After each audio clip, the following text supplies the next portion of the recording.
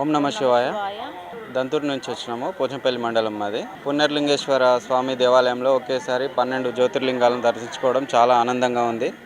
ఇక్కడ టెంపుల్ కూడా చాలా బాగుంది. చాలా పీస్ఫుల్గా దర్శనం జరిగింది.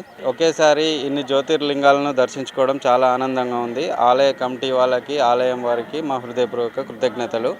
ఇక్కడ గోశాల కానీ, ఇక్కడ వాతావరణం కూడా చాలా ఆహ్లాదకరంగా ఉంది. పుణ్యలింగేశ్వర స్వామి టెంపుల్ హుండీలో వేసే మన డబ్బులు మా నాన్న అనాథాశ్రయంలోకి వెళ్తుంది. ఇక్కడ చాలా హ్యాపీగా ఉంది.